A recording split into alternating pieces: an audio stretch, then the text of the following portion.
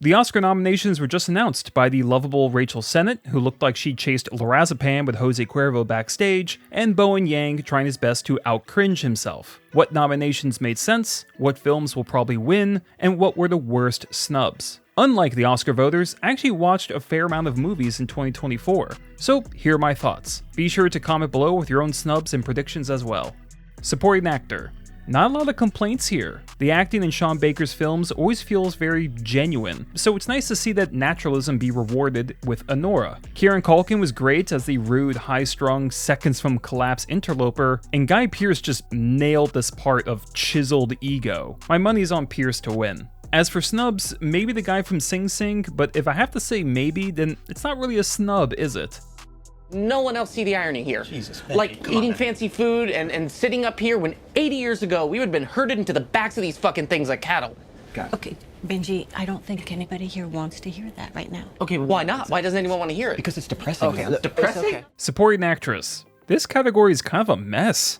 Isabella Rossellini did everything right, but I don't think Conclave gave her enough to do. Felicity Jones was fine, Zoe Saldana was great, but I'd argue she was the lead actress. And Ariana Grande's nomination brings up the question of whether we're nominating the acting or the singing or both. I think technically it's called Best Performance by an Actress in a Supporting Role, but I still get a little put off when this happens. Ariana can sing, I mean, those high notes, damn. But is this the top 5 best acting of the year? No. I'm not mad about it, she did a good job, but something about it is odd to me. Is Katie O'Brien from Love Lies Bleeding supporting or lead? If the former, she really should be here, or basically any of the women from Seed of the Sacred Fig.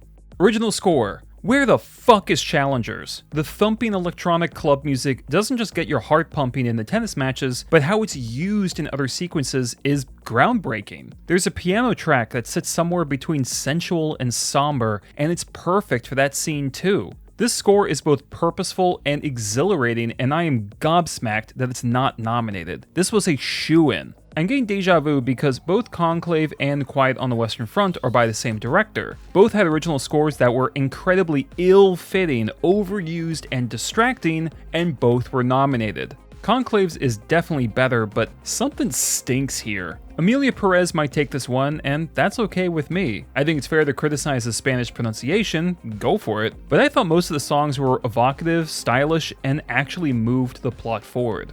Editing. Again, Challengers not being here is incredibly stupid given the kind of cuts used for tennis matches and the structural care needed for the time jumps. Queer had purposeful editing, using very interesting cuts to shift to points of view. The substance makes a 2.5-hour film feel like 90 minutes. The Brutalist becomes an absolute sluggy slog in the third act, so this nomination makes no sense. But I am very happy Anora is here. Both the editing and cinematography made this entire film feel so full of life. Something magical, yet very much tethered to reality.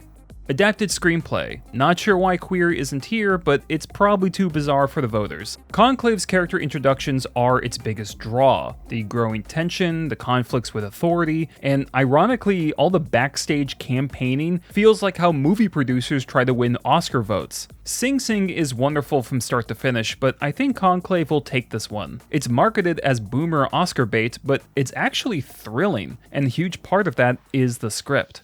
Our faith is a living thing precisely because it walks hand in hand with doubt. If there was only certainty and no doubt, there would be no mystery, and therefore no need for faith.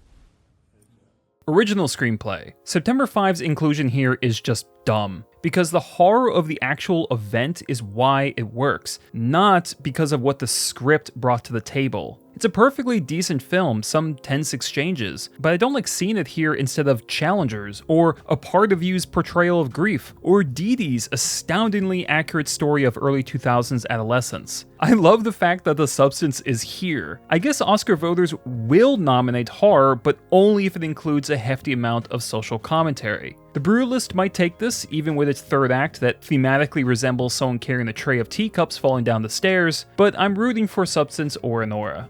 Animated feature. Inside Out 2 has its moments, but too often resembles a flat retread of the original, and almost every joke falls flat. Mononoke the movie honestly blew me away, but I wouldn't expect that to be nominated. I adore the fact that Flow is here, and it seems like it has a good chance of winning. It's a film I doubted in the first 10 minutes or so, but by the end, I was enraptured. It's like Homeward Bound meets a Team Ico game. Good job, Latvia. I hope this means that you can buy all the Tesliks you want.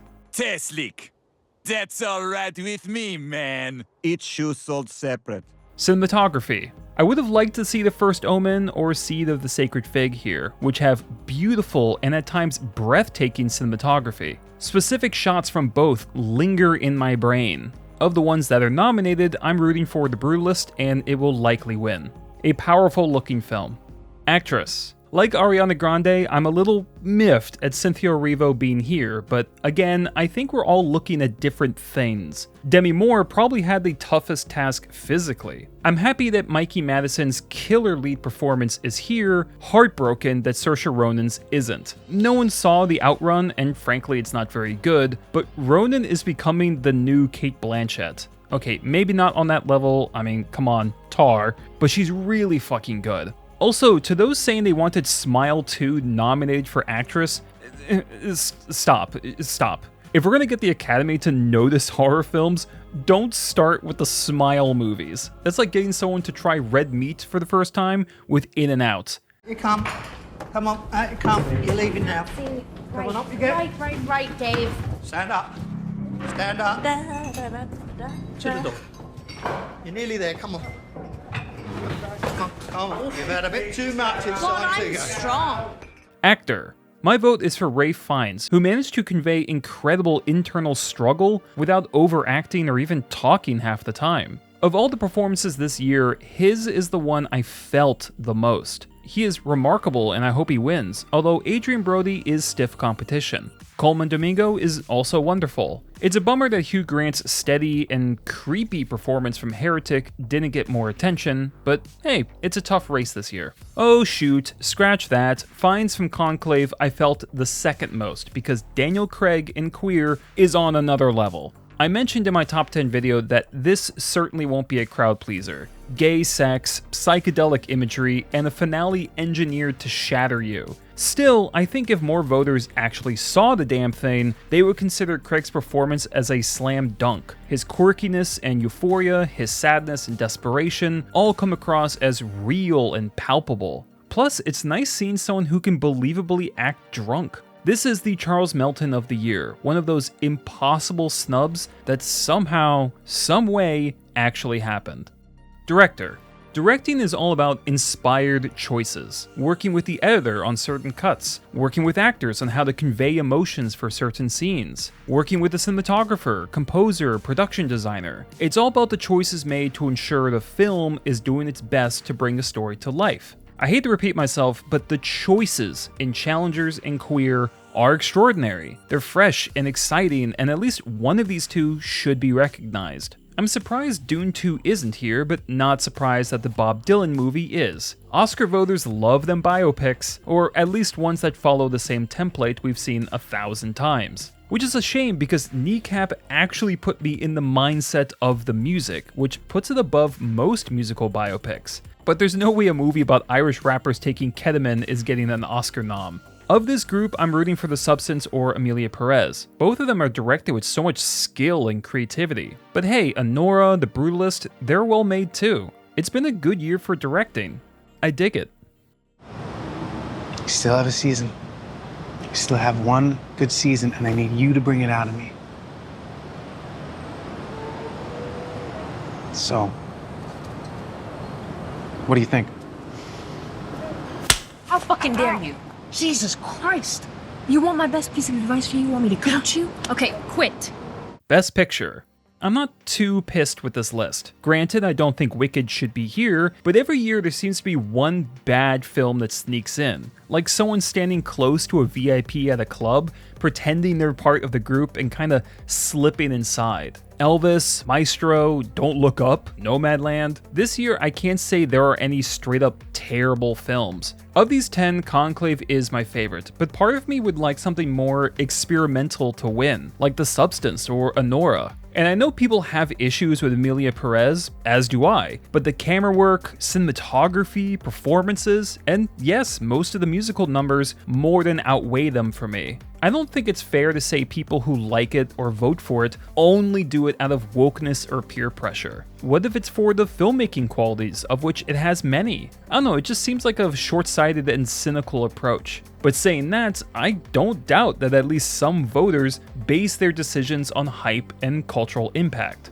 But okay, let's go with that. Let's say that voters aren't focusing on filmmaking merit, but on the pulse of society. Using that, what film would win? Wicked made people feel light and happy in a stressful America. Anora sheds light on sex workers. Emilia Perez explores gender identity and reinventing oneself. The Brutalist portrays an immigrant tragedy. Conclave has the only vape hit in human history that could be called cool. Which of these appealed the most to the cultural zeitgeist is something we can only guesstimate. To wrap this up, the safe bet is Conclave, but going on the previous logic, maybe Anora. My dream would be Challengers, and my nightmare would be Madam Web. Maybe one day the voters will actually watch more films, especially considering they get sent them. Maybe one day the ceremony will be centered on the art and not fanfare and pats on the back. Until that day comes, we can at least have fun speculating and calling out the hidden flowers in the bushel of thorns that is Hollywood. One of my big motivators on my channel is to recommend the unseen gems. As much as people may hate Oscar season and Oscar snubs, this does give people like me a good opportunity to do this. But seriously though, Challengers got snubbed.